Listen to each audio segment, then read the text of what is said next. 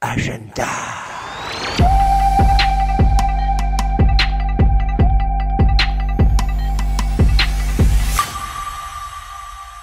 Salut la famille, c'est Mister Maïcha pour un nouvel épisode de Agenda. Aujourd'hui, je suis accompagné, j'ai une invitée qui est déjà passée d'ailleurs ici, qui était venue vous annoncer sa pièce de théâtre, sa comédie musicale, parce qu'il y a des moments où c'est comédie musicale. C'est notre amie Lima. Comment tu vas, Lima? Je vais extrêmement bien. Oui? Oui. Allez, chouette. C'était très bien. J'ai été voir ta pièce, et félicitations. Mais je suis aussi accompagné de notre chroniqueuse, adorable, qui est notre sœur Yatessa. Comment tu vas, Yatessa?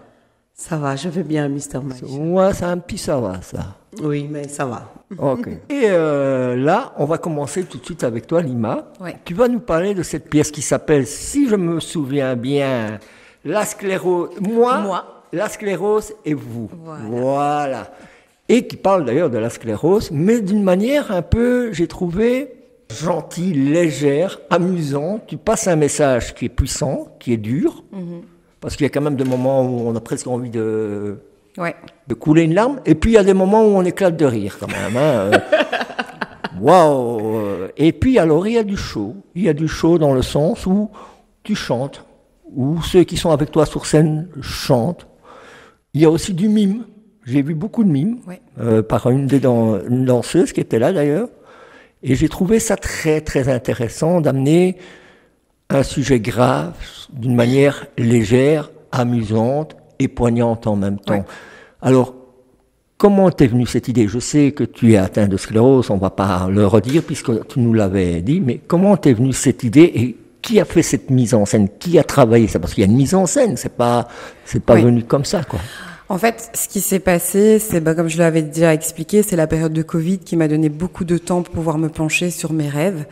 Et étonnamment, cette situation qui était assez catastrophique, c'était un moment pour moi de me dire écoute Mireille, vu ce qui se passe dans le monde, prends du temps pour toi et va au plus profond de toi-même pour aller rechercher ce que tu voudrais réellement faire. Et c'est là que j'ai commencé à écrire parce que comme vous avez vu, ça c'est quand t'es venu à cette pièce-là, il y a déjà 2 représentations qui ont été faites et en fait c'est un travail de longue haleine de 3 ans. Donc il y a une première composition qui s'est faite en 2021 et étant donné que voilà, c'est bien de créer, mais c'est aussi très important d'être entouré de professionnels et de personnes qui connaissent le métier. Parce que ce qui sort de ta tête ne va pas forcément être logique dans les normes théâtrales. Et donc c'était important pour moi de rester avec des personnes de mon entourage, des personnes afrodescendantes aussi, qui sont dans le milieu du spectacle pour un petit peu m'aiguiller dans ma façon de faire. Et c'est pour ça que cette mise en scène que tu as vue là, c'est un travail, on va dire, de 3 ans. Il y avait une première composition au niveau des chants, au niveau de ce qu'on a proposé sur scène, parce que la première version, je mets la chaise roulante en avant, parce que je voulais vraiment être assez cassante. Et la deuxième version, c'est une version plus soft, plus intimiste. Et la troisième version, on s'est dit, on va tout regrouper. Le metteur en scène, qui est Hervé Leca, il a été un peu cherché dans ma tête pour regrouper tout ce que j'avais déjà composé, pour faire quelque chose de plus fluide. Et ça, c'est extrêmement nécessaire. Alors, j'ai vu une danseuse assez extraordinaire. Oui. Parce que moi, j'aime bien la danse, vu que j'ai fait partie de groupes, je me suis occupé de groupes de danse dans le passé. Oui. Elle est assez... elle a un côté très... elle est très scénique.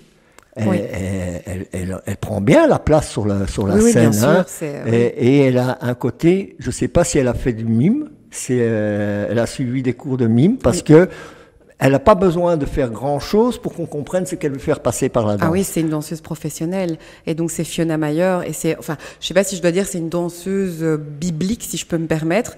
En fait, elle a toujours dansé depuis sa jeunesse. Elle donnait des cours de danse. Et en fait, ce qu'elle montre sur scène, c'est vraiment en rapport aux mots que j'explique dans la pièce.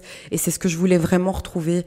Et c'est pour ça que ce qui est bien avec tout le groupe que vous avez vu sur scène, non seulement je les connais parce que j'ai grandi avec eux, mais je voulais vraiment des personnes qui pouvaient reproduire on va dire humainement, ce que j'avais au plus profond de moi-même. Ouais. Et ce que vous avez vu sur scène, c'est vraiment un travail où on s'est regardé, on en a discuté, on en a même pleuré, parce que je vous assure qu'il y avait beaucoup d'émotions, même le jour de la répétition, quand on a dû refaire à l'italienne, comme on dit, moi j'étais en larmes, quoi, et j'avais tout le groupe qui était venu vers moi, et en fait, vous avez vraiment senti l'énergie de chaque personne.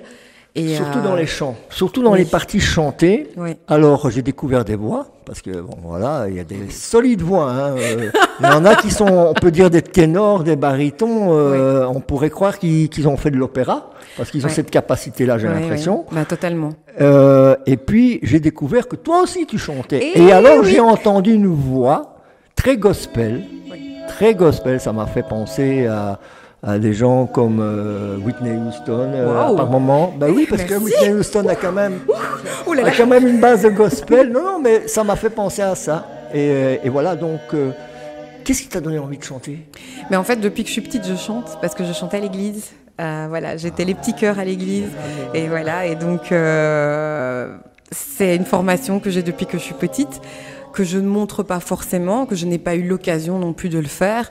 Et comme je te l'expliquais, le Covid, ça a révélé beaucoup de choses. La maladie m'a déjà étonnamment, j'ai pas voulu. Transformé. Oui, ça m'a complètement transformée. Il y a eu vraiment une période de dépression, de difficulté. Mais comme je le dis, quand on est accompagné et qu'on a du support et qu'on a de la famille, on peut vivre les choses différemment. Et c'est beaucoup plus évident en fait de se retrouver avec soi-même et de dealer avec, je veux dire, les chaos de la vie quand on est entouré. Mais je te remercie en tout cas, parce que on ferait bien une émission plus longue avec toi. Mais pourquoi pas, hein, on pourrait peut-être en programmer une pour en parler un peu plus de cette pièce de théâtre. Tu nous tiens au courant, tu nous tiens au courant et on les annoncera avec plaisir et on viendra encore te voir. Ah mais je vais venir. Et tout de suite, on va commencer notre émission. On va commencer par les bons plans de Mr. Maïcha.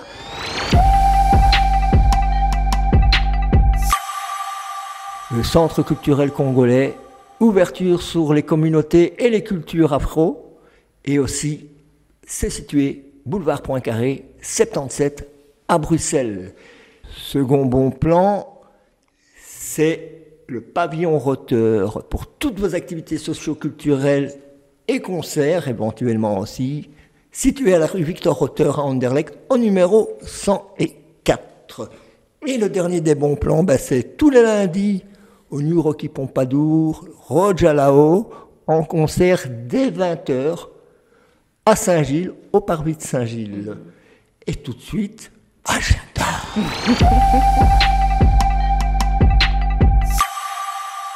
Le 15 juin, Magic Drum Story en concert à la ferme Biro dès 19h30, place polyvalente P21 à Louvain-la-Neuve. Pour info, djembeinfo@gmail.com. Le 21, Rojalao and Tralala Band à la fête de la musique dès 19h, place de la Liberté à Bruxelles. Le 22 juin, Cesa Festival 2 à la fête de la musique, dès 11h, Square Victoria Regina à Saint-Josse. Le 28 juin, Bestie Sandrine au Wake Café Hut Growth on Lake, dès 21h, Distance Eastern Way 97 à Leuven.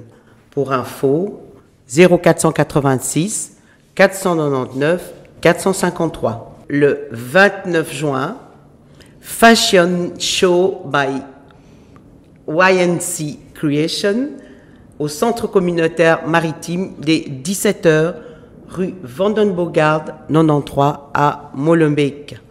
Et pour terminer, le 30 juin, Uhuru Fest, fête de l'indépendance du Congo dès 11h30, place Saint-Lambert à Woluwe-Saint-Lambert.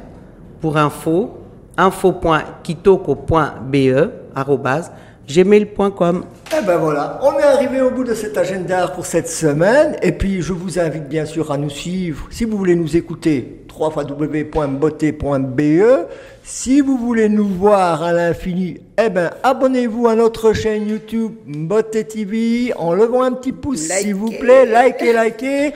Et puis pour rester informé, Abonnez-vous à nos réseaux sociaux qui sont Instagram, TikTok et Instagram. Allez, ciao la famille. Ciao, ciao la famille. Agenda.